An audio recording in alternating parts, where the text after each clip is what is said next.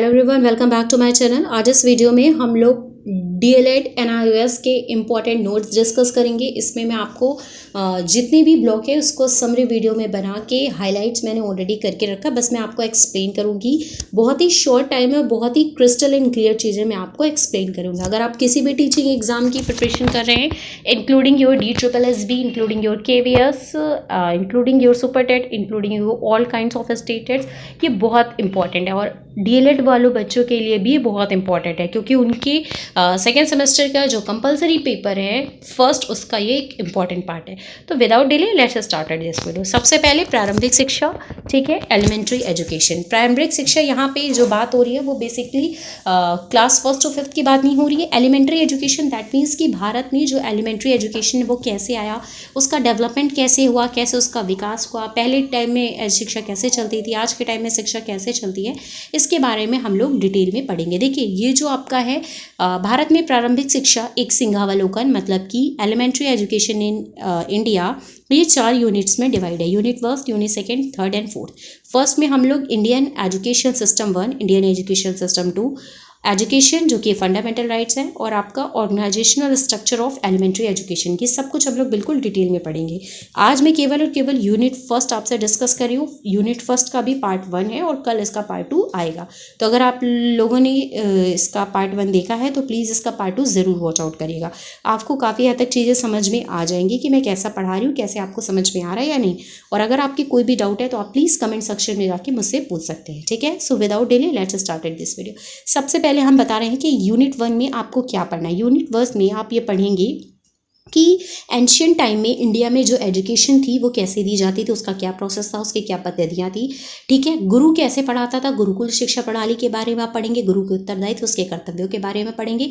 Plus आप थोड़ा बहुत देखेंगे कि ब्रिटिश जो पार्लियामेंट है, ब्रिटिश गवर्नमेंट है, उसने कौन कौन से आयोगों का गठन किया, क्या क्या समितियाँ बनाई, उसकी समितियों की आप खुद से समीक्षा करेंगे और वो समितियाँ करेंट टाइम में कहाँ तक वैलिड है, ठीक। यूनिट सेकंड में आप आफ्टर इंडिपेंडेंस भारतीय शिक्षा प्रणाली कैसी थी, पूरा उसके बारे में आप पढ़ेंगे। यूनिट थर्ड में आप पढ़ेंगे कि जो आपका इंडियन कॉन्स्टिट्यूशन का आर्टिकल 45 है उसमें क्या बताया गया, और कॉन्स्टिट्यूशन अमेंडमेंट जो 86वां, उसमें आपके बारे में क्या बताया गया। राइट टू एजुकेशन एक्ट जो कि 4 अगस्त 2009 में बना, बट जिसे लागू 1 अगस्त 2010 में किया गया, उसमें क्या है, बच्चों के बारे में क्या बताया गया, बच्चों के राइट्स क्या है, मूलभूत अधिकार क्या है, इनको पूरा अच्छे से एलैबोरेट करके आप पढ़ेंगे, ठीक। और यूनिट 4 में आप पढ़ेंगे कि प्रारंभिक शिक्षा जो है उसका ऑर्गेनाइजेशन स्ट्रक्चर कैसा है। स्टेट लेवल पे आपका जो है CRT है, नेशनल लेवल पे जो आपका NCRT है, डिस्ट्रिक्ट लेवल पे जो आपका डाइट है, BRC है, CRC है, ये सब अपनी अपनी भूमिका क्या क्या निर्वाह कर रहा है, उसके उद्देश्य क्या है, उसकी कार्य पद्धति आई क्या है, ठीक। अच्छा, मैं यहाँ पे आपको एक चीज़ ज़रूर बताऊँगी, यहाँ पे इसके ऑब्जेक्टिव क्या है, ठीक। पहले तो हम बताते हैं कि अधिगम क्या होता है।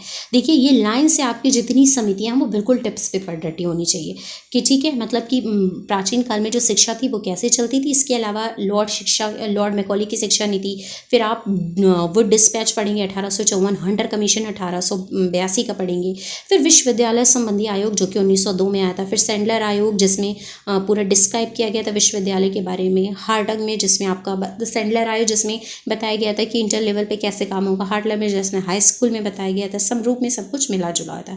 फिर आपकी वर्धा समिति जो कि महात्मा गांधी की समिति, जिसमें मदर टंग को एक्सेप्ट किया गया, ये सब चीज़ें डिटेल में पढ़ेंगे। देन सारांश आप पढ़ेंगे, ठीक। अब हम बता रहे हैं सबसे पहले कि देखिए, प्रस्तावना में सबसे पहले आपको पता होना चाहिए कि जो शिक्षा एक शब्द है वो हमारा प्राचीन काल से ही निकल के आ रहा है, लेकिन आपको पता होना चाहिए कि शिक्षा के बारे में जो हमें प्रमाणिक तथ्य मिले हैं वो 17वीं शताब्दी से मिले हैं। मतलब कि 17वीं शताब्दी से पहले शिक्षा कैसे होती थी, क्या लड़के और लड़कियों दोनों को शिक्षा प्राप्त करने का अधिकार होता था, लोग कैसे शिक्षित होते थे, कैसे नहीं होते थे, इन सब के बारे में हमें कोई भी डिटेल नहीं है। जो भी हमारे शास्त्र, हमारे साहित्य, हमारा लिटरेचर, ये जो भी बुक्स हमें मिली हैं वो हमें 17वीं शताब्दी से लेके ही मिली है। इसका मतलब हम ये मान सकते हैं कि जो शिक्षा पूर्ण रूप से समाज में वैध तरीके से हमने जो स्वीकार किया है, हमारे समाज ने जो स्वीकार किया, हमारे शास्त्रों ने स्वीकार किया है, वो 17वीं शताब्दी से स्वीकार किया है, ठीक है। और अगर हम बात कर ले कि करंट टाइम पीरियड में कौन सी शिक्षा चल रही है, तो वो जो 19वीं शताब्दी वाली शिक्षा थी, वर्तमान शिक्षा प्रणाली, वो आज तक चल रही है, ठीक। कैसे आई है वो, उसका पूरा भी इतिहास हम लोग पढ़ेंगे, ठीक है। लेकिन मतलब इतने लंबे समय से, अगर हम 17वीं शताब्दी से भी कंक्लूड करें तो इतनी लंबे समय से जो हम लोग शिक्षा के लिए संघर्ष कर रहे हैं, क्या आज भी हमने उसके गुण जो लक्ष्य उसको प्राप्त कर लिया है? तो ऐसा नहीं, आज की डेट में भी हम शिक्षा के लिए स्ट्रगल कर रहे हैं। इसीलिए समय समय पे कोई साक्षरता अभियान चलाया जाता है, राष्ट्रीय प्रौढ़ शिक्षा कार्यक्रम चल रहे हैं, DPEP चल रहा है, SSA चल रहा है, शिक्षा का अधिकार जैसे राष्ट्रीय जो स्तर के जो कार्यक्रम है वो चल रहे हैं, ठीक है, ताकि हमारे जो लाखों बच्चे हैं वो क्या है, पढ़ लिख के एक भविष्य का निर्माण करें। लेकिन आज की डेट में भी बहुत से लाखों बच्चे ऐसे हैं जो कि विद्यालय से बाहर है, दैट मीन्स वो स्कूली शिक्षा को ग्रहण नहीं कर रहे हैं फॉर एनी सर्कमस्टांसेस, ठीक। इसके बाद हम बात करें कि अगर आप देखें बिफोर इंडिपेंडेंस, तो स्वतंत्रता काल से पहले जो शिक्षा होती थी उसमें गुरुकुल प्रणाली चलती थी, फिर मुस्लिमों की शिक्षा है, फिर मिशनरी शिक्षा को बढ़ावा देने लगा, धीरे धीरे फिर ब्रिटिश गवर्नमेंट का बोलबाला हो गया और इस प्रकार से चीज़ें हमारी आगे बढ़ी। लेकिन चाहे जैसे भी रहें, हर स्थिति में जो भारतीय शिक्षा है, भारतीय जो संस्कृति है, वो विश्व की सबसे प्राचीनतम, सबसे महानतम संस्कृतियों में से एक थी, है और हमेशा रहेगी। ये बात आपको हमेशा पता होनी चाहिए। बहुत से लोग बहुत क्रिटिसाइज़ करते हैं कि इंडियन एजुकेशन ऐसी है, इंडिया में ऐसा होता है, वैसा होता है, कुछ भी हो, लेकिन हमारे इंडिया की जो एजुकेशन है वो हम अगर बात कर लें एंशियंट टाइम से लेकर आज के टाइम में भी लोग बड़ी उसकी वैल्यू करते हैं, क्योंकि तक्षशिला, नालंदा, ये सब जितने भी विद्यालय हैं वो हमारे 17वीं शताब्दी से ही हम लोग पढ़ रहे हैं। और वही रीज़न है कि आज की डेट में हमारी जो इंडिया की एजुकेशन है वो भी विश्व में कहीं ना कहीं एक अपना अलग ही वजूद बनाए रखी है, ठीक। भारतीय शिक्षा प्रणाली जो है वो भारत की समृद्ध सांस्कृतिक परंपरा से जुड़ी हुई है। बहुत सी कमियां हैं, मान रहे थे कि कोई भी एजुकेशन सिस्टम परफेक्ट नहीं है, हम भी मान रहे हैं कि हमारी भी एजुकेशन सिस्टम में कुछ ना कुछ कमियां हैं, लेकिन उसके बावजूद हमारी जो शिक्षा प्रणाली है वो सामाजिक पुनर्निर्माण करने में और भारत का विकास के लिए, उसको उन्नति प्रदान करने के लिए उसका एक सशक्त साधन है, ठीक। अब बात कर लें अगर हम प्राचीन टाइम में, तो जो अध्यापक और शैक्षिक संस्थाएं थी वो भी थी, मतलब प्राचीन टाइम में, मतलब अगर हम वैदिक काल की बात कर लें, ठीक है, 17वीं शताब्दी से हम बात करें, तो तब भी अध्यापक थे, तब भी शैक्षिक संस्थाएं थी और तब भी जन सामान्य जो थे वो शिक्षा लेते थे। अच्छा, एक चीज़ आपको पता होनी चाहिए कि प्राचीन टाइम में जो आपकी मूलभूत निधि थी या मूलभूत सोना चांदी जो भी आपका समझा जाता था वो शिक्षा समझा जाता। माना जाता था कि अगर आपने मनुष्य का जीवन लिया है तो शिक्षा आपका सर्वप्रथम अधिकार है, शिक्षा आपका सर्वप्रथम हथियार है और शिक्षा ही आपकी सर्वमूल्य बहुमूल्य निधि है, मतलब कि एक बहुत बड़ा धन समझा जाता है। If you are educated that means you are complete. अगर आप शिक्षित हैं तो आप पूरी तरीके से पूर्ण हैं, क्योंकि वहाँ पे उस टाइम पे वैदिक काल में, मतलब 17वीं शताब्दी से लेके जब तक ये ब्रिटिश गवर्नमेंट नहीं आया था तब तक ये माना जाता था कि शिक्षा ही सर्वोपरि आपकी निधि है और गुरु का जो स्थान है वो अतुलनीय है, ठीक है। इसके अलावा उस टाइम पीरियड में देखिए कोई भी एजुकेशन आपका मतलब नहीं था। एजुकेशन मतलब कि कोई भी आपकी कम्युनिकेशन एंड इंफॉर्मेशन टेक्नोलॉजी, कोई भी डिजिटलीकरण नहीं था, कोई भी मुद्रा संबंधी सुविधाएं नहीं थी, लेकिन फिर भी शिक्षा जो थी वो एक बहुत मजबूत हथियार के रूप में हमारे समाज के सामने एक प्रगाढ़ उदाहरण लेके आया है कि शिक्षा है तो आप संपूर्ण हैं, अगर आप शिक्षित हैं तो आप अतुलित धनवान हैं, ठीक। ये चीज़ उस टाइम के निकल के सामने आई थी। अब हम बात कर ले रहे हैं कि एलिमेंट्री एजुकेशन हमें क्यों पढ़नी चाहिए। तो आपको इसलिए पढ़ना चाहिए ताकि आपको पता हो कि प्राचीन भारत में शिक्षा कैसी चलती थी, उनकी रीतियाँ कैसे चलती थी और क्या वो रीतियाँ और जो भी नीतियाँ थी वो आज के पर्सपेक्टिव में ठीक हैं या नहीं है, या क्या हम उसमें से क्या क्या चीज़ें ऐसी हैं जो हम करंट एजुकेशन सिस्टम में ऐड ऑन कर सकते हैं। दूसरा, आपको इसलिए पढ़ना चाहिए ताकि आपको पता हो कि प्राचीन टाइम में गुरु और शिष्य के बीच संबंध कैसे थे, गुरु की महत्ता क्या होती थी और गुरु मतलब वास्तविक अर्थ रूप में गुरु क्या होता था। इसके अलावा आपको इसलिए भी पढ़ना चाहिए ताकि आपको पता चले कि प्राचीन टाइम से ही एजुकेशन में शिक्षा को प्राप्त करने के लिए कौन कौन से हमने चुनौतियाँ मतलब ने देखी, कौन कौन से मुद्दे देखे, क्या क्या हमने उसमें समितियों में ऐड ऑन किया, लेकिन फिर भी हमने एक चीज़ को हमेशा सर्वप्रथम रखा और वो हमारी शिक्षा है, ठीक है। फिर हम देखेंगे कौन कौन सी घटनाएं आई, मतलब क्या क्या ऐसी क्या क्या सी चीज़ें आई जिस वजह से हमें नई नई आयोग लाने पड़े, नई नई समितियां लानी पड़ी, ठीक है। प्रारंभिक शिक्षा में समय समय पे हमें परिवर्तन करने पड़े, ठीक। और लास्ट हम देखेंगे कि जो आपका मतलब ब्रिटिश गवर्नमेंट आया उसने कौन कौन से आयोग, कौन कौन से समितियां लाई जिससे एलिमेंट्री एजुकेशन पे क्या क्या प्रभाव पड़ा और क्या ये प्रभाव उसके लिए बेनिफिशियल रहा या नहीं रहा, ठीक। तो ये बेसिकली इसके हमारे उद्देश्य हो गए। अब यहाँ से हमारा मेन टॉपिक स्टार्ट होता है प्राचीन भारतीय शिक्षा, मतलब एंशियंट इंडियन एजुकेशन। ठीक, हम फिर से बता रहे हैं कि जो हमारा शिक्षा शब्द है, इससे जो हम लोग परिचित हुए हैं या विख्यात हुए हैं, ये 17वीं शताब्दी से हुए हैं। 17वीं शताब्दी से पहले आपको ना तो कोई पुस्तक मिलेगी, ना ही कोई ऐसे सिद्धांत मिलेंगे, इससे कोई पद्धतियाँ मिलेंगी, ऐसे कोई सूत्र मिलेंगे, ऐसी कोई स्मृतियाँ मिलेंगी, ऐसे कोई धर्म ग्रंथ मिलेंगे जिससे आपको पता चले कि 17वीं शताब्दी से पहले लोग कैसे शिक्षा प्राप्त करते थे, कैसे रहते थे, कैसे मतलब अपना जीवन निर्वाह करते थे। हमें जो कुछ भी प्रमाण वास्तविक रूप में, लिखित रूप में मिले हैं, वो 17वीं शताब्दी से मिला। इसका मतलब हम कह सकते हैं कि हमारी जो शिक्षा आई है वो 17वीं शताब्दी से इसका उद्भव हुआ है। ठीक, और पहले के टाइम पीरियड में अगर आपने शिक्षा ले लिया, इसका मतलब आप सर्वज्ञाता हो गए, आप सर्वबुद्धिमान हो गए, आपके पास अथाह ज्ञान है, आप ज्ञान के धनी कहलाते हैं। अच्छा, पहले के टाइम में शिक्षा से मतलब ज्ञान से होता था, और ज्ञान को व्यक्ति का तीसरा नेत्र कहा जाता था। ठीक है, तीसरा नेत्र इसलिए कहा जाता था क्योंकि ये जीवन के सभी मामलों को अंतर्दृष्टि प्रदान करता था। हमारे पूर्वज ऐसा मानते थे कि जिस व्यक्ति ने शिक्षा प्राप्त कर ली, उसके मतलब है उसके पास समस्त शक्तियां जो हैं वो समाहित है। क्योंकि पहले शिक्षा को एक शक्ति समझा जाता था। क्यों एक शक्ति समझा जाता था? इसलिए माना जाता था, इसका मतलब है कि आप में वो कार्यकुशलता है और आप इस योग्य हैं कि आप अपनी प्रतिष्ठा, अपना सम्मान बना के उसे एक सही तरीके से धन दौलत कमा सकते हैं। और पहले के टाइम पीरियड में ये लोग मानते थे कि आप धन दौलत से केवल प्रसन्नता नहीं, अपितु अपना धार्मिक, पारिवारिक, सामाजिक कर्तव्यों का निर्वाह भी कर सकते हैं। अच्छा, आपने बहुत से लोग ऐसे देखे होंगे ना जो कहते होंगे कि हमारे पूर्वज कहते थे कि धन से हमेशा दुख होता है या ऐसा कुछ होता है। देखिए, आपके सामने खुद ये लिखा है कि हमारे जो भी एंसेस्टर है वो यही कह रहे हैं कि धन दौलत से हमें प्रसन्नता तो मिलती है, हम वो तो खरीद सकते हैं, इसके साथ ही साथ हम धार्मिक, पारिवारिक और सामाजिक कर्तव्यों का निर्वाह भी कर सकते हैं। ठीक है, कौन बता रहे हैं? ये हमारी इतिहास बता रहे हैं, हमारे प्रमाण बता रहे हैं, जो कि 17वीं शताब्दी में सब लिखे गए। इसके अलावा देखिए, पहले के टाइम में शिक्षा को किन किन रूपों में माना जाता है। पहला तो यही है कि शिक्षा को माना जाता था कि ज्ञान का भंडार है, और ज्ञान को मनुष्य का तीसरा नेत्र माना जाता था। दूसरी बात है, अगर आप शिक्षित है, इसका मतलब आप बहुत बुद्धिशाली हैं, बहुत बलवान हैं। इसके बाद इनका उस टाइम लोगों का मानना होता था कि विद्या हमेशा ऐसी होनी चाहिए जो हमें मुक्त कर सके, मुक्ति प्रदान कर सके। इस टाइम के लोगों का मानना था अगर आप शिक्षित हैं तो ये नॉर्मल सी बात है कि आप विनय होंगे, आपके अंदर पोलाइटनेस ऑटोमेटिकली आ जाएगी। और उस टाइम का मानना था कि अगर आपने शिक्षा प्राप्त नहीं की, पहला तो आप किसी योग्य नहीं, दूसरा से आप मनुष्य नहीं हैं, आप किसके समान हैं? आप पशु के समान है। ठीक, ये तो बात हो गई शिक्षा की कि लोग पहले के टाइम में क्या क्या मानते थे। अच्छा, आज के टाइम में जैसे हम लोग एडमिशन स्कूल में लेने जाते हैं तो प्ले ग्रुप में जाते हैं। पहले के टाइम में ऐसा उसे प्ले ग्रुप नहीं बोलते थे। पहले के टाइम में जब भी आपको शिक्षा लेना होता था, अगर आप धनी हैं, आप निर्धन हैं, आप कहीं से भी बिलोंग करते हैं, आपको गुरुकुल जाना पड़ेगा। गुरुकुल में कोई फीस नहीं होती थी, और वहाँ पे सबसे पहले क्या संस्कार होता था? उपनयन संस्कार होता। चाहे लड़की हो चाहे लड़का हो, दोनों को समान रूप से अधिकार दिया जाता था। आज के टाइम पीरियड में अगर आप देखिए, बहुत से लोग कहते हैं लड़की है, क्या जरूरत है उसको एजुकेशन लेने की। बहुत से ऐड आपने देखे होंगे, बहुत से पहले के टाइम पे देखिए दादा दादी भी, जिनके थोड़ी सी नैरो माइंड है, वो भी यही थिंकिंग रखती थी। बट ऐसा नहीं है। आप देखिए, पहले के टाइम में जो विदुषी महिलाएं हैं, गार्गी, अत्रेय, कौशल्या, तारा, द्रौपदी, इनके आपको डायरेक्ट उदाहरण मिलेंगे। ये लोग कितनी पढ़ी लिखी, कितनी विदुषी थी। बेसिकली ये जो हमारे यहाँ पर्दा प्रथा या जो लड़कियों की एजुकेशन पे बॉन्डेज आने लगी, ये हमारी तब से आने लगी जब से हमारी मेडिवल हिस्ट्री स्टार्ट हुई, जब से हमारे यहाँ मुस्लिम देशों का स्थापित होने लगा। अरब आए, तुर्की आए, मोहम्मद गौरी आए। बेसिकली ये लोग क्या करते थे? ये लोग आते थे, किसी देश पे आक्रमण करते थे, वहाँ के राजा को मार देते थे, उसके बाद वहाँ की रानियों का हरण करके उन्हें अपनी दासी बना लेते थे और उनसे सारा वैश्यावृत्ति की तरह काम करवाते थे।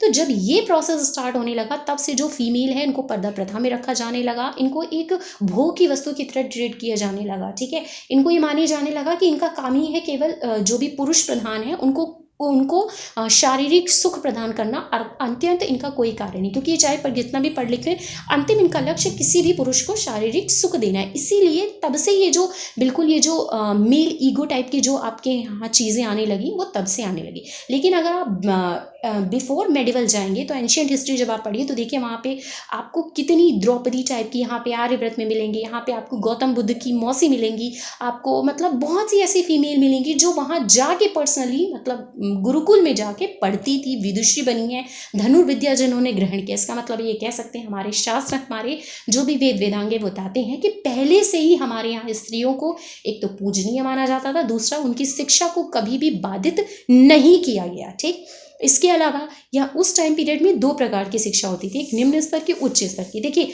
बहुत से लोग जो आज के जिनकी मेंटेलिटी वो कहते हैं अरे लड़की आई इनका काम ही है केवल खाना वाना बनाना। देखिए उस टाइम में जो इस टाइप की जिनकी सोच होती थी वो उसे कौन सी शिक्षा के अंतर्गत रखा जाता था, निम्न स्तर की। कैसे? दैनिक सांसारिक जीवन से संबंधित कार्यकलाप, मतलब आप केवल दैनिक सांसारिक जीवन से संबंधित कार्यकलाप कर रही हैं और उसी में अपना निर्वाह करिए, इसका मतलब आपने कौन से प्रकार की शिक्षा प्राप्त की है, निम्न स्तर की। और उच्च स्तर की शिक्षा किसे कहा जाता है, जिसमें आपने व्याकरण, इतिहास, पौराणिक कथाएं, वेदों, तर्कशास्त्र, राजतंत्र, युद्ध कला, विज्ञान, ललित कला इत्यादि का ज्ञान अगर आपने प्राप्त कर लिया। एक क्वेश्चन अभी आपको मिलेगा कि प्राचीन काल में या वैदिक काल में, या अगर हम बात कर लें 17वीं शताब्दी में, कि तो शिक्षा का अंतिम लक्ष्य क्या था, तो शिक्षा का अंतिम लक्ष्य आत्मानुभूति था। आत्मानुभूति मतलब आपको स्वयं की आत्मा की अनुभूति हो, आप अपनी इच्छाओं पर नियंत्रण करें, अपनी इच्छाओं पर नियंत्रण करें, दूसरों की संवेदना से आपको भी संवेदना, आपको पीड़ा का अनुभव हो, दूसरे के विरह को, दुख को देख के आप सामाजिक मूल्यों की स्थापना कर सके, एक अच्छे समाज का निर्माण कर सके। ठीक है। इसके अलावा उस टाइम में जीवन की 4 अवस्थाएं बताई गई थी, ब्रह्मचर्य, गृहस्थाश्रम, वानप्रस्थाश्रम और संन्याश्रम। मतलब कि यही 4 अवस्थाएं होती थी और इसी के अंतर्गत व्यक्ति को अपने जीवन का निर्वाह करना होता है। अच्छा, जैसे आज के टाइम में एजुकेशन पूरी हो जाती है तो डिग्री दे दी जाती है, बैचलर की डिग्री हो गई या मास्टर की डिग्री हो गई। उस टाइम डिग्री नहीं दी जाती। अगर आपने अपनी एजुकेशन कंप्लीट की तो एक दीक्षांत भाषण किया जाता था और उसमें ये बताया जाता था कि आप, मतलब पहले तो उसमें बताया जाता था, पहले तो गुरु के द्वारा ये बता दिया जाता था कि फला चीज़ में आप बिल्कुल निपुण हो चुके हैं, और फिर वहाँ के जो वरिष्ठ व्यक्ति आते थे कुछ क्वेश्चन आंसर करते थे और अगर आपने उनके क्वेश्चन आंसर का बहुत ही क्लियर कट जवाब दे दिया देन आप घोषित करते ही जाते थे उस पर्टिकुलर विषय के प्रकांड पंडित। ठीक है। और इसके अलावा उस दीक्षांत भाषण में आदेश भी दिया जाता था कि समाज के आपको योग्य बनना है, आपको स्वावलंबी बनना है और ऐसे नागरिक के रूप में आपको अपने आप को प्रस्तुत करना है जो सामाजिक दायित्वों और कर्तव्यों का निर्वाह करे और एक अच्छे समाज का निर्माण कर सके। साथ ही साथ केवल आपको भाषणबाजी नहीं करनी है, आपको उसे अपने जीवन में प्रैक्टिकल करके भी दिखाना है। इसके अलावा अगर हम कुछ अदर एस्पेक्ट में बात करें तो जो प्राचीन काल में जो शिक्षा का मुख्य उद्देश्य था उसमें आपको स्पिरिचुअलिटी से जोड़ना था, मतलब आध्यात्मिकता से जोड़ना था, आपको चरित्र का निर्माण करना था, आपको व्यक्तित्व का निर्माण करना था, आपको एक अच्छे नागरिक का निर्माण करना था, आपको दूसरों की संवेदना से संवेदना होनी चाहिए, इस प्रकार की नागरिक भावना का विकास करना था, आपको कुशल बनना था, आपको अपनी संस्कृति का संरक्षण करना था, शिक्षा का प्रचार प्रसार करना था, आपने जो भी ज्ञान अपने गुरु से लिया उसको जन जन तक पहुंचाना था ताकि जो इस योग्य नहीं भी है कि वो उस चीज़ को समझ सके, वो आपके उदाहरणों के द्वारा, मतलब आपके किए गए कृत्यों के द्वारा डायरेक्ट प्रैक्टिकल रूप से उस चीज़ को धारण कर सके। ठीक है। और इसके लिए मतलब और ये उद्देश्य जो भी थे ये कैसे प्राप्त होते, इसके लिए विभिन्न प्रकार के धार्मिक अनुष्ठान होते थे, बहुत से लोग व्रत करते थे, प्रार्थनाएं करते थे, त्योहारों को मनाते थे, नैतिक आचरण वगैरह करते थे और अपने मानसिक विचारों को शुद्ध करते थे। और सबसे इंपॉर्टेंट बात है कि पहले वो अपने मन पे कंट्रोल करते थे, क्योंकि कहते हैं ना मन के हारे हार है, मन के जीते जीत। अगर आपने अपने मन पे कंट्रोल कर लिया तो आप विश्व पे विजय प्राप्त कर सकती हैं। ठीक, यही सब चीज़ें इसमें बताई गई। इसके अलावा बताया गया है कि पहले के टाइम में 14 विधाएं होती थी और ये 14 विधाएं किससे संबंधित होती थी, विज्ञान से, और 64 कलाएं होती थी। और ये 64 कलाएं कला से, दैनिक जीवन से, नित्य क्रिया से संबंधित जितने भी आपके कार्य होते थे यही 64 कलाएं। और 14 विधाएं और 64 कलाएं ये कौन होते थे, शिक्षा के अभिन्न अंग होते थे। ठीक, इसके अलावा पहले के टाइम में जो शिष्य होते थे, जो विद्यार्थी होते थे, वो अपने विषय को उनको पूर्ण रूप से स्वतंत्र रूप से चुनने का भी अधिकार था और वो पहले के शिष्य अपने हिसाब से अपने गुरु का भी जो चुनाव है वो करते थे। ठीक, इसके अलावा जो जीवन का, विद्यार्थी जीवन का मुख्य अंग उस टाइम माना गया था, जो आज के टाइम में भी बिल्कुल रेलिवेंट है, वो यही है कि आपको सिंप्लिसिटी में रहना है और सेल्फ कंट्रोल करना है। शायद आज के स्टूडेंट या आज के लोग खुद पे सेल्फ कंट्रोल नहीं कर पा रहे हैं, जिसका भीषण एग्जाम्पल आप आज दिन न्यूज़पेपर में और वगैरह वगैरह में बहुत सी चीज़ें देखते रहते हैं। तो मैं ये कहूँगी कि केवल ये विद्यार्थी जीवन के लिए दो इम्पॉर्टेंट चीज़ नहीं है, ये आपको पूरे लाइफ टाइम के लिए भी आप अपने जीवन में ध्यान कर लीजिए कि बीइंग अ ह्यूमन, अगर आप एक ह्यूमन हैं तो पहली चीज़ तो आप अपने अंदर सिंप्लिसिटी को धारण करिए, दूसरा सेल्फ कंट्रोल बहुत ज़रूरी है। ठीक, इसके अलावा जो भारतीय शिक्षा के महत्वपूर्ण पक्ष थे, तो पहला तो आपके अंदर सेल्फ कॉन्फिडेंस होना चाहिए। सेल्फ कॉन्फिडेंस से क्या होता है कि आपको मतलब आत्मविश्वास से आपको ये लगता है कि आप किसी भी चीज़ को बहुत अच्छे तरीके से कर सकते हैं, और अगर बाई चांस कभी आपका मन डोलता भी है तो वहाँ जब आपका आत्मसंयम होता है तो आत्मसंयम आप को खींच लाता है और आपके आत्मविश्वास को एक और आगे कर देता है। ठीक, ये सब चीज़ें बताई गई हैं। इसके अलावा बता रहे हैं कि व्यक्ति में बहुत से मतलब पहले के टाइम पीरियड में जो शिक्षा दी जाती थी वो इस प्रकार से दी जाती थी कि वो लोकतांत्रिक मूल्यों पे खरी उतरे और व्यक्ति के जीवन में बहुत ज़्यादा प्रयोग हो, मतलब प्रैक्टिकल जीवन में बहुत ज़्यादा प्रयोग हो। ऐसा नहीं कि केवल बुकिश नॉलेज दिया, लोगों को तर्क करने की क्षमता उसमें विकसित की जाती थी, दूसरों के प्रति सहानुभूति और एक नैतिक मूल्यों के जैसे गुणों का विकास होता था उसमें। आज के टाइम में बच्चा अगर ग्रेजुएट भी है, ग्रेजुएट तो बहुत दूर की बात है, हाई स्कूल भी पास किया है, तो उसको दूसरों के दुख को देख के कोई दुख होता है, छोड़ो हमसे क्या मतलब, हमारा तो अपना सही चल रहा है। ये बहुत ही आप ये देख सकते हैं आज के टाइम के एजुकेशन की बहुत दिक्कतें हैं। तो इसीलिए पहले के टाइम में जो भी एजुकेशन दी जाती थी वो चरित्र के निर्माण पे बहुत ज़्यादा फोकस किया जाता था। ठीक, अच्छा उस टाइम में ऐसा क्या होता था, कोई कागज प्रिंटिंग जैसे आपके पास कोई साधन नहीं होता, मतलब कोई बुकिश चीज़ नहीं होती थी, ना कोई पीडीएफ, ना कोई टैब, ना कोई यूट्यूब, ना कुछ, केवल और केवल जो गुरु करता था, गुरु के आचरण को देख के, गुरु की चीज़ों को देख के, उसके बात करने के तरीके को देख के, उसके हाव भाव को देख के, उसके आदर्श को देख के, उसके अनुशासन को देख के शिष्य केवल साक्षात ज्ञान ग्रहण करता था कि वो कितने अनुशासन में है, किस हिसाब से विनम्र है, कितना वो कार्य कर रहे हैं, जो चीज़ वो बोल रहे हैं क्या उसका वो खुद प्रयोग करें। अगर उन्होंने बोला शैया का त्याग करना, तो क्या वो खुद शैया पे सो रहे हैं कि नहीं, वो खुद भिक्षा मांग रहे हैं कि नहीं, खुद उस चीज़ को चरितार्थ कर रहे हैं कि नहीं। इसीलिए पहले के टाइम पीरियड में जो बालक सीखते थे वो साक्षात प्रैक्टिकल नॉलेज से सीखते थे। ठीक, अब इसी में क्वेश्चन आता है कि प्राचीन भारत में शिक्षा का अंतिम लक्ष्य क्या है। तो आपको पता है कि प्राचीन भारत में शिक्षा का अंतिम लक्ष्य आत्मानुभूति है। आत्मानुभूति मतलब स्वयं की अनुभूति करना। दूसरा कारण है कि मुद्रण काल में, मतलब कि जब कोई भी प्रिंटिंग फैसिलिटी नहीं थी तो उस टाइम ज्ञान परीक्षण कैसे होता था, इसका आंसर ऑलरेडी मैंने यहाँ पे कर दिया है। देखिए कैसे होता था, आध्यात्मिकता से, चरित्र निर्माण से। आप वीडियो बैक करके पूरा देख लीजिएगा। ठीक, नेक्स्ट हम आगे बढ़ रहे हैं। अब हमारा आता है प्राचीन काल में गुरु की अवधारणा। देखिए गुरु का क्या योग्यता। पहले के टाइम पीरियड में गुरु और शिष्य के संबंध जो होते थे वो अत्यंत प्रगाढ़ होते थे, अत्यंत निकट वाले होते थे और गुरु को भगवान से भी ऊपर स्थान मिलता था। आज के टाइम पीरियड में लोग कहते हैं कि चलो भैया बाहर मिलना हम बताएं, ये एकदम फैक्ट है जो कि आपको स्कूल में मिलेगा। तो इसका मतलब कि हमारी प्राचीन शिक्षा प्रणाली जो कि 17वीं शताब्दी से चली आ रही है वो बहुत बहुत बहुत अच्छी सी कंपैरिजन देन आज के। ठीक, गुरुकुल प्रणाली का सिस्टम था। जैसे आज के डेट में बोर्डिंग स्कूल होते हैं वैसे गुरुकुल प्रणाली। एक बार बच्चा आ गया तो जब तक उसने पूरी शिक्षा प्राप्त करनी नहीं है तब तक वो दोबारा अपने घर में नहीं जा सकता। अगर एक बार घर चला गया तो दोबारा वो गुरुकुल में प्रवेश नहीं कर पाता था। समय समय पे आने देते थे कभी कभार उसके माता पिता को। ठीक, या फिर कभी कभार तो कुछ गुरुकुल प्रणाली में ऐसे था कि कई सालों तक आप नहीं मिल सकते थे। क्यों? क्योंकि मिलेंगे तो फिर से आपके अंदर वो माता पिता के प्रति स्नेह भाव मतलब एक डेवलप होगा। फिर जो चीज़ इतने साल से गुरु सिखा पा रहा था वो नहीं सिखा पाएगा। ठीक, इसमें क्या होता था, गुरुकुल में सभी को एक समान समझाता था। मतलब गुरुकुल सिस्टम ऐसा होता था जहाँ पे पक्षपात रहित होता। चाहे आप विद्यार्थी हो, चाहे धनी हो, चाहे धनवान हो, चाहे गरीब हो, चाहे बहुत ही निचले वर्ग से हो, पिछड़े वर्ग से हो, कोई मतलब नहीं है। आपको एक साथ एक ही जगह एक ही गुरु की छत्र छाया में रहना है और उन्हीं से केवल और केवल ज्ञान प्राप्त करना है। इसका साक्षात उदाहरण आपको कृष्ण और सुदामा जी मिल जाएंगे। ये दोनों ही गुरुकुल में मिले थे और एकदम बेस्ट फ्रेंड थे। कृष्ण जी जिनको आपको पता है कि भगवान थे, अपार धन के देवता थे, और सुदामा जो कि एक गरीब ब्राह्मण थे। लेकिन जब भी इनकी दोस्ती की बात आती है तो इसके चर्चे बहुत ज़्यादा हैं। अच्छा, गुरुकुल में ऐसा कुछ नहीं था कि वहाँ पे फीस वगैरह। आज के टाइम में बोर्डिंग स्कूल में जो वहाँ फीस होती है, स्कूल में जो वहाँ फीस होती है, ट्यूशन में अलग फीस होती है, प्राइवेट ट्यूटर आपकी अलग फीस लेते हैं। इनफैक्ट आजकल तो यूट्यूब में भी ट्रेंड चल गया है कि आपके पेड कोर्स बने और फ्री कोर्स बने, तो मतलब हर जगह फीस वाला ही सिस्टम है। बट गुरुकुल में ऐसा नहीं था। शिक्षा जो थी वो निःशुल्क थी। पहले के टाइम में मानता था कि शिक्षा बेसिकली ऐसी है जिसका एक भंडार है, आपके पास एक खजाना, आप जितना बांटेंगे उतना बढ़ेगा, इसलिए वहाँ पे शुल्क नहीं लेते थे। ठीक है, इसके अलावा लोग कैसे अपने जीवन निर्वाह करते थे, जो शिष्य थे वो भिक्षा मांगते थे। अगर उन्हें भीख मिल जाता था तो वो अपने गुरु का शुक्र करते थे, उन जिन्होंने भीख दी उनका शुक्र करते थे।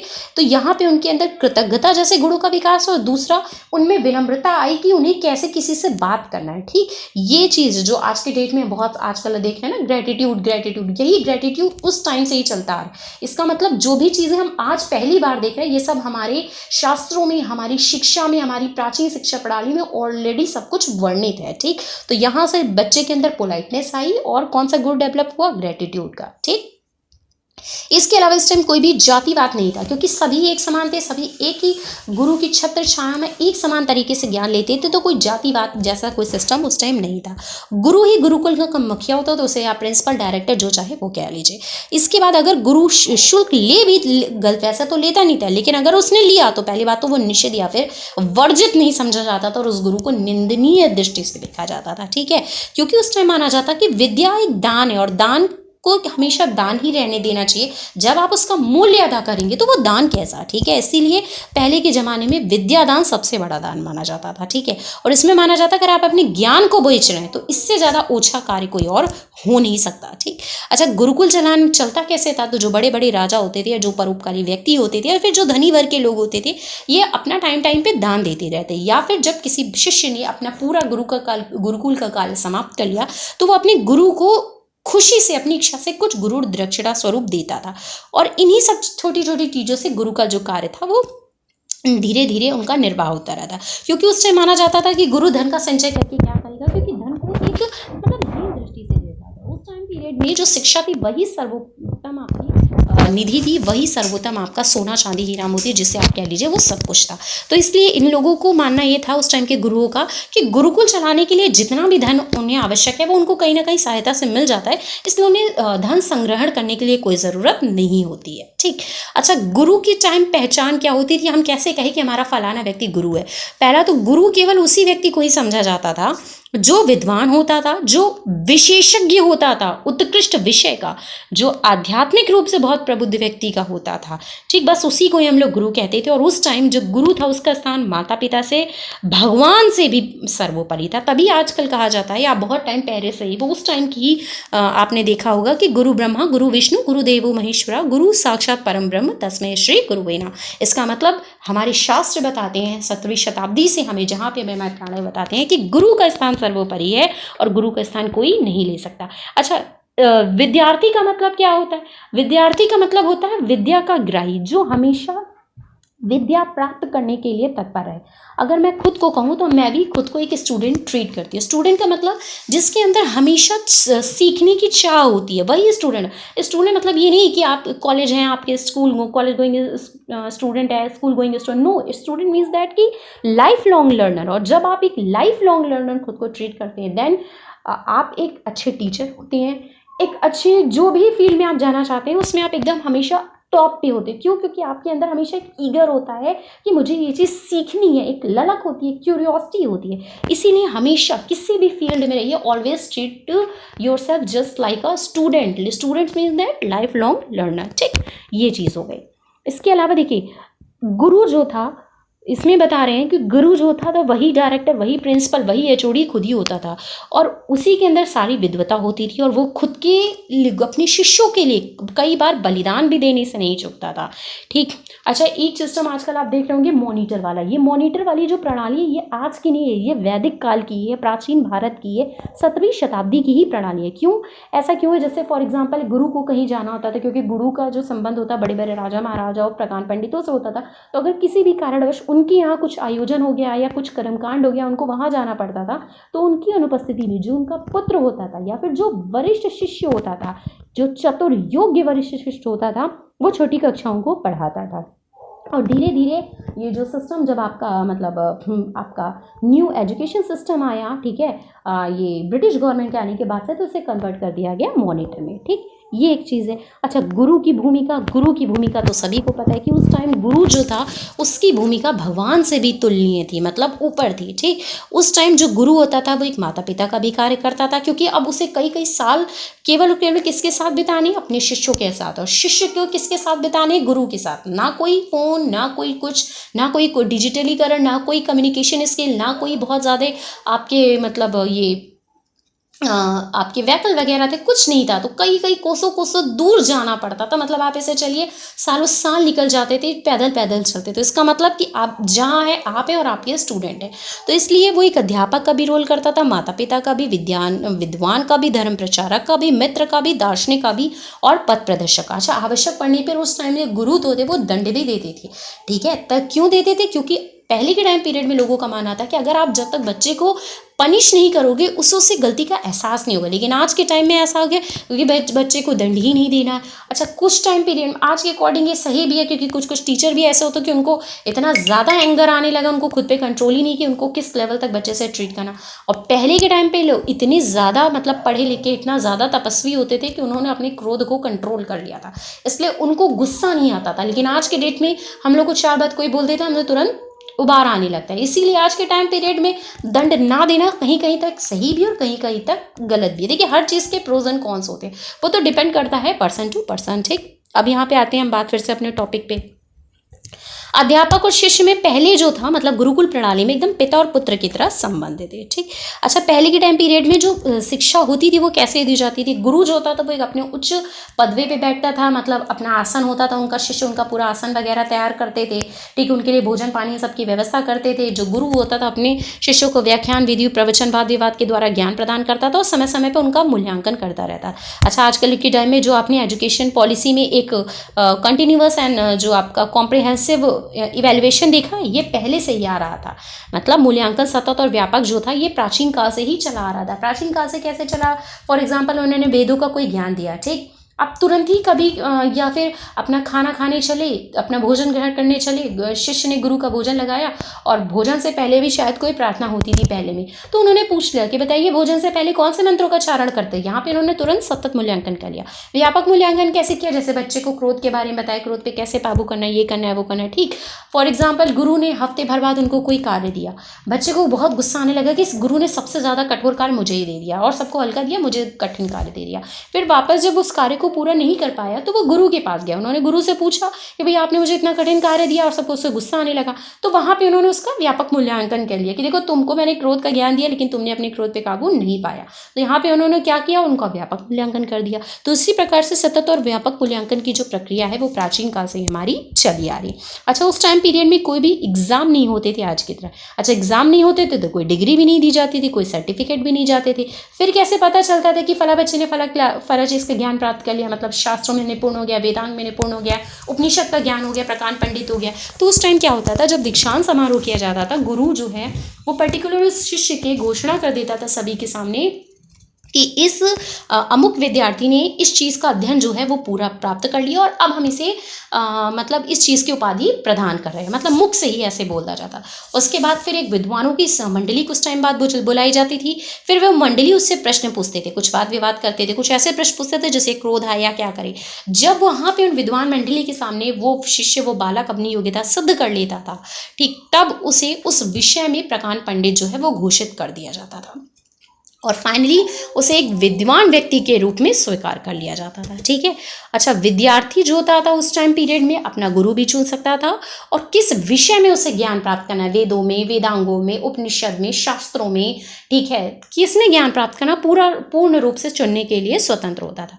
अच्छा, ये तो अलग बात है, ये तो स्टूडेंट की होगी, लेकिन ये गुरु के ऊपर डिपेंड करता था कि वो किन किन प्रकार के बच्चों को पढ़ाना चाहता है, क्योंकि भेदभाव नहीं था, लेकिन फिर भी कैसे है अगर, अच्छा, उस टाइम में एजुकेशन ऐसे होता था कि आपके लेवल के अकॉर्डिंग आपको चीज़ें दी जाती थी। अगर आपको देखा जा रहा है कि आप तर्क करने में, वाद विवाद करने में बहुत अच्छे हैं तो आपको दूसरे प्रकार का, अगर आप देखते जाते नीति परक के मूल्यों को बहुत मानते तो आपको धर्म का ज्ञान दिया जाता था। इस टाइप का, मतलब इंडिविजुअली आपकी लेवल को देख के आपको नॉलेज प्रदान किया जाता। लेकिन आज के टाइम में ऐसा नहीं होता। अगर आप क्लास फर्स्ट में, क्लास फिफ्थ में है तो हो सकता है आपका जो IQ है, हो सकता है आप स्पेशल चाइल्ड हो, आप नॉर्मल चाइल्ड ना हो, लेकिन चूंकि इंक्लूसिव एजुकेशन है जिसमें स्पेशल भी पढ़ाया जा रहे हैं और नॉर्मल भी पढ़ाया जा रहा है, तो आपको एक ही ढर्रे से एक ही चीज़ों से सभी को पढ़ा दिया जाएगा। वो अलग बात है स्पेशल चाइल्ड को समझ में आए ना आए, लेकिन टीचर का तो काम है भैया हमने सिलेबस, हमने करिकुलम कंप्लीट कर दिया। उस टाइम पीरियड में ऐसा नहीं होता था, हर एक बच्चे के लेवल के अकॉर्डिंग उन्हें ज्ञान प्रदान किया जाता था। ठीक, जब थोड़ा थोड़ा चीज़ें और डेवलप होने लगी,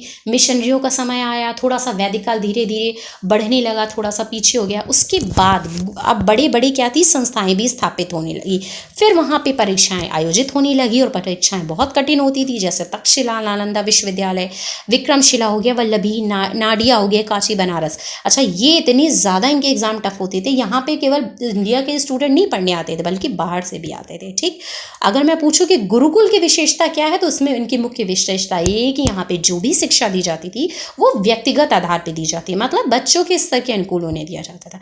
जब आपका थोड़ा सा वैदिक काल निकलता गया, फिर आपका मध्यकालीन भारत आया, अब इसमें मुस्लिमों का बोलबाला होने लगा, यहाँ पे इस्लामी शिक्षा दी जाने लगी। अब इसमें भी दो प्रकार में बटी थी, एक निम्न शिक्षा, उच्च शिक्षा। निम्न शिक्षा जिसे आप मकतब कहते हैं, जहाँ बालक पहली बार पढ़ना लिखना सीखता है, और उच्च शिक्षा जैसे मदरसा के नाम से जाना जाता है, जहाँ पे उच्च शिक्षा प्राप्त की जाती है। इसमें बेसिकली कुरान को पढ़ाया जाता है, और ये कौन पढ़ाया जाता है, ये फिर मौलवियों के द्वारा मुसलमान बच्चों को पढ़ाया जाता है। फिर धीरे धीरे आपकी जब तक ईस्ट इंडिया कंपनी नहीं आई तब तक यही चला, फिर मिशनरी आए, फिर गिरजाघरों में अंग्रेजी शिक्षा वगैरह दी जाने लगी, फिर धीरे धीरे आपके ब्रिटिश गवर्नमेंट का स्थापत्य हो गया। ठीक, नेक्स्ट आपका आता है कि वर्तमान अध्यापक शिक्षा, वर्तमान व्यावसायिक अध्यापक शिक्षा। इसमें कुछ ये नहीं है, बस इसमें हम शॉर्ट में बता दे रहे हैं कि इसमें मतलब बताया जा रहा है कि अभी कि वर्तमान की हम शिक्षा को देखें तो जो टीचर है वो एज एक प्रोफेशन बन गया है। मतलब कहते हैं बीइंग अ टीचर, कहते हैं ना कि आपका प्रोफेशन क्या है, जैसे पहला होता है डॉक्टर, इंजीनियर, वैसे अब टीचर को एक प्रोफेशन की तरह ट्रीट किया। अब कोई भी चीज़ जब प्रोफेशन बनेगी तो उसमें चार्ज तो मिलेगा ही मिलेगा, मतलब उसमें इनकम जनरेट होगी। तो अब बता रहे हैं कि आज के जो टीचर हैं वो विद्या को बेचते हैं और उसके बदले में एक भरपूर, एक अच्छी खासी इनकम जो है वो जनरेट करते हैं, क्योंकि अब जो विद्या है वो एक व्यवसाय बन गया है। ठीक है, इसमें विचारों का आदान प्रदान होता है, संप्रेषण सब कुछ होता है, लेकिन इसके बदले में एक अच्छी खासी मुद्रा भी प्राप्त होती है। ठीक, इसी के बारे में पूरा डिटेल है, इतना कोई इंपॉर्टेंट है नहीं, हम नहीं इसको बता रहे। ये देख लेते हैं कि अध्यापक की विशेषता, उसकी भूमिका और दायित्व। देखिए, भूमिका तो सभी को पता है कि बच्चे का चरित्र का निर्माण करना, उसको एक सामाजिक नागरिक बनाना, उसमें मूल्यों का विकास करना, ठीक है, उसे स्वावलंबी बनाना, उसे इस योग्य बनाना कि भविष्य में वो स्वयं पर निर्भर होकर जीविकोपार्जन अपनी कर सके, किसी के लिए निर्भर ना रहे, दूसरों की सॉरी दूसरों की संवेदना पे उसे संवेदना भी हो। ये सब तो टीचर के गुण हैं। दायित्व क्या है कि आपको मतलब एज अ टीचर आपको अपने स्टूडेंट को अच्छे से ट्रीट करना है, सभी स्टूडेंट को समान भावना से देखना है। ये नहीं कि कोई उच्च वर्ग का तो उसी के बस पढ़ाई जाना है, या कोई बहुत प्रतिभाशाली, आपको सभी बालकों को लेके चलना है, चाहे वो आपका स्पेशल चाइल्ड हो, चाहे वो आपका रेगुलर या फिर नॉर्मल चाइल्ड हो। अगर मैं क्वालिटीज़ की बात करूँ तो एक गुड टीचर में सबसे पहले तो पेशेंस होना चाहिए, ठीक, धैर्य होना चाहिए। दूसरी बात, उसे अपनी नॉलेज ऑफ कंटेंट, ठीक है, उसे अपने कंटेंट का नॉलेज होना चाहिए जो वो पढ़ाना चाह रहे, ठीक है। लव फॉर योर चिल्ड्रन, अपने बच्चों से प्यार होना चाहिए, अपने स्टूडेंट से प्यार होना चाहिए, ठीक है। अनुशासन में होना चाहिए, ठीक। एक ऐसा खुद को बनाइए कि जब बच्चा आपको देखे, आपसे सीखे वो कुछ, उसे ये ना लगे कि अरे ये क्या ही है, ठीक है। कभी कभी हमारे पहनावे ऐसे हो जाते हैं कि हम चले जाते हैं स्कूल में, हमको खुद को नहीं, लेकिन आपको पता होना चाहिए कि बच्चा केवल और केवल आपके ज्ञान को ही नहीं ग्रहण कर रहा है, वो आपके हाव भाव को, आपके एक्सप्रेशन को, आपकी एक एक चीज़ों को, आपके पहनावे ओढ़ावे को, छोटी छोटी बातों को नोटिस करता है। तो आप खुद में ऐसा बनिए कि कोई भी बच्चा आपसे सीखे तो उसे एक गर्व हो, ठीक। यही सब इसकी क्वालिटीज़ है, इसमें भी मैं बहुत डिटेल में नहीं जाऊँगी। अब देखिए, आता है आईसीटी के शैक्षिक प्रक्रिया में अनुप्रयोग, मतलब कि इंफॉर्मेशन एंड कम्युनिकेशन टेक्नोलॉजी। देखिए, जब से डिजिटलीकरण हो गया एजुकेशन में, तब से इसका जो सीधा सीधा प्रॉफिट हुआ है वो गरीब वर्ग के बच्चों का है। क्यों? क्योंकि अब अगर आप देखिए, गरीब वर्ग के बच्चों का, स्पेशली फीमेल को बहुत हुआ है। जो लड़कियां गाँव की हैं, जो नहीं निकल पाती हैं, ये अगर मैं एनी होम मेकर की बात करूँ, जैसे उनको सिलाई वगैरह का बहुत ज़्यादा मतलब सीखना होता है, इंटरेस्टेड होती हैं, लेकिन किसी भी रीज़न से जल्दी शादी कर दी जाती है, फिर बच्चे हो जाते हैं, फिर वो नहीं सीख पाती, चाहे वो ब्यूटिशियन का कोर्स करना चाहती हैं या फिर कुछ भी अपनी स्किल को इन्हांस करना चाहती हैं। तो सबसे ईजी है कि आज के डेट में आप यूट्यूब से सीखिए, उसके बाद खुद का अपना एक मतलब बिजनेस आप एक छोटे लेवल पर स्टार्ट कर सकती है। तो सबसे ज़्यादा प्रॉफिट होम मेकर को हुआ है, गर्ल्स को हुआ है, ठीक है, और जो एक निर्धन वर्ग के बच्चे हैं, जो बैकवर्ड क्लास है, उनको हुआ है। आजकल देखिए, ऑनलाइन से क्या होता है कि आप एक ही टाइम में कई सारे बच्चों की परीक्षा ले सकते हैं, कम समय में ज़्यादा चीज़ें डिलीवर कर सकते हैं। एक बार आपने वीडियो, फॉर एग्जांपल अगर मैं आज ये वीडियो बना रही हूँ तो आज से 10 साल बाद मैं रहूँ या ना रहूँ, मेरा ये वीडियो जो है वो चलता रहेगा। तो इससे किसी ना किसी को तो कभी ना कभी तो प्रॉफिट होगा। तो ये एक सबसे बड़ा ऑनलाइन का प्रॉफिट हो गया, बस इसी के बारे में बताया गया। ऐसा इसमें भी इतना कुछ इंपॉर्टेंट नहीं है। नेक्स्ट टॉपिक हमारा मोस्ट इंपॉर्टेंट है, वो है आज की भारतीय शिक्षा की उत्पत्ति। मतलब बेसिकली जो आज की भारतीय शिक्षा है वो पूर्व स्वतंत्रता काल के पहले उसकी उत्पत्ति कैसे। देखिए, जैसे जैसे आपका वैदिक काल समाप्त हुआ, इसके बाद आपके मिशनरी मतलब जो ईसाई वगैरह, ये अपने धर्म का बहुत प्रचार प्रसार करने लगी। इन्होंने क्या किया कि गिरजाघरों में अंग्रेजी शिक्षा को बहुत ज़्यादा बढ़ाने लगे, ठीक। अच्छा, लेकिन फिर भी चूँकि पूरी तरीके से तो वैदिक शिक्षा समाप्त हुई थी, लेकिन फिर भी कहीं ना कहीं जो हमारे देशी मंदिर थे वहाँ पर थोड़ी थोड़ी संस्कृत भाषा की शिक्षा दी जाने लगी। जब वैदिक काल समाप्त हुआ तो आपके मध्यकालीन वाले आए, मतलब मुसलमान वगैरह, ये अपना मदरसे मकतब शिक्षा देने लगे, कुरान वगैरह की शिक्षा देने लगे। इधर मिशनरी अपनी शिक्षा अंग्रेजी भाषा की दे ही रहे थे, ठीक है। तो इन सब चीज़ों से हो क्या रहा था, जो बच्चे थे, जो शिक्षक मतलब जो आपके शिष्य थे, बालक थे, उनकी कुछ शैक्षिक आवश्यकताओं की तो पूर्ति हो रही थी, लेकिन फिर भी एक बहुत बड़े लेवल तक नहीं हो रही थी। और वो ये लेकिन ये भी जो भी शैक्षिक आवश्यकताएं उसकी आपकी तभी तक पूर्ति हुई जब तक आपकी ईस्ट इंडिया कंपनी का भारत में आगमन नहीं हुआ।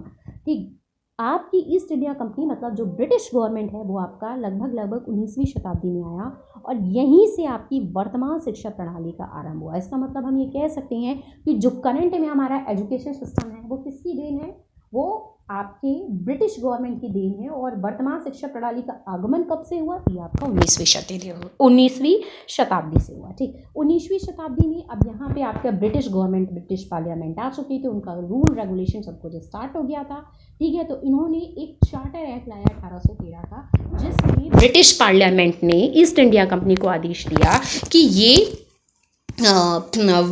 क्या करे, ये प्रत्येक वर्ष मतलब हर साल जो है वो साहित्य के पुनर्जीवन के लिए, भारत के देशी विद्वानों के प्रोत्साहन के लिए, ब्रिटिश वासियों के में विज्ञान के ज्ञान के संस्थापन और उन्नयन के लिए अलग से 1 लाख रुपए की धनराशि जो है वो निर्धारित करें। मतलब हर साल ब्रिटिश गवर्नमेंट ने ईस्ट इंडिया कंपनी को कहा, मैं शॉर्ट में बता रही हूँ, कि हर साल आप 1 लाख रुपए एजुकेशन पे खर्च करिए। और ये एजुकेशन कहाँ कहा जाएगा, मतलब भारतवासियों के जो भी साहित्य उनको मतलब उनके उद्धार के लिए, उनके विकास के लिए करिए। भारत के जितने भी देशी विद्वान है इनके विकास करिए। और अलग से जो ब्रिटिश वासी हैं उनमें थोड़ा सा साइंस की नॉलेज है, टेक्नोलॉजी की नॉलेज है, उनको डेवलप करने के लिए मतलब बेसिकली इन तीनों क्राइटेरिया के आप लोग इस 1 लाख रुपए का क्या करना है, इन्वेस्टमेंट करना है। और उस टाइम वहाँ की जो महारानी थी मतलब ब्रिटिश पार्लियामेंट की, वो बरतानिया थी। ठीक, ये सब कहा गया। अच्छा, इसी टाइम एक व्यक्ति आते हैं लॉर्ड मैकॉले। तो अगर क्वेश्चन आता है कि लॉर्ड मैकॉले को किसका जन्म जाता है, तो अंग्रेजी शिक्षा का जन्म। लॉर्ड मैकॉले जो थे वो ब्रिटिश पार्लियामेंट के काउंसिल के एक मेंबर थे। ठीक, ये 1834 में इंडिया आते हैं। ठीक, इनका चूंकि आपको पता है ब्रिटिश वाले सारे अंग्रेजी थे। ठीक, तो इनका एक अंग्रेजी अच्छी पकड़ती। उनको जब ये पता चलता है, ईस्ट इंडिया कंपनी बताती है कि ऐसा ऐसा कहा गया, तो उन्होंने सीधे सीधे इनकार कर दिया। पहले मैं शॉर्ट में अपनी भाषा में बताती हूँ, फिर मैं इनकी लैंग्वेज में बताती हूँ। 1835 में इन्होंने लॉर्ड मैकॉले ने एक मेमोरेंडम जारी किया। और उस टाइम यहाँ मतलब ब्रिटिश गवर्नमेंट के जो वाइसराय थे, गवर्नर जनरल थे, वो विलियम बेंटिक थे। विलियम बेंटिक को एक मेमोरेंडम भेजा, मेमोरेंडम इन द सेंस एक पत्र भेजा, लिखित पत्र भेजा, जिसमें उन्होंने कहा कि हमारे पास जो पैसा है वो बहुत कम है, इसलिए हम इस 1 लाख रुपए को हर साल केवल भारतीयों के ऊपर नहीं खर्च कर सकते। भारतीयों के ऊपर मतलब कि भारतीयों के साहित्य के ऊपर, भारतीयों की एक हीन भाषा इन द सेंस मातृभाषा है, वो उसके ऊपर हम फालतू का अपना 1 लाख रुपए नहीं खर्च कर सकते। क्यों नहीं खर्च कर सकते, क्योंकि हमारे पास इतना पैसा नहीं। अगर हमें उसी पैसे को खर्च करना है तो हम उसे ऐसी जगह खर्च कर सके जहां पे हमें इसके बदले हमें एक अच्छा आउटपुट मिले। अच्छा, उस टाइम जितने भी हाई पोस्ट होते तो उस पर केवल और केवल अंग्रेज बैठते थे, और जो बी ग्रेड की कुछ पोस्ट होती उसमें कुछ भारतवासियों को बैठाया जाता था, और वो भी वही भारतवासी बैठते जो कि अंग्रेजों के पूरी तरीके से चमचे होते थे। तो लॉर्ड मैकॉले का कहना था कि अगर हमें खर्च करना है तो हम इस जो बी ग्रेड वाली पोस्ट है इनको हम अंग्रेजी भाषा सिखा देते हैं, क्योंकि ए ग्रेड पे तो हमारे सारे अधिकारी, सारे ब्रिटिश, सारे अंग्रेज बैठे हैं। जो बी ग्रेड वाले हमारे पपेट बन के बैठे हैं, हम इनको अंग्रेजी सिखा देते हैं।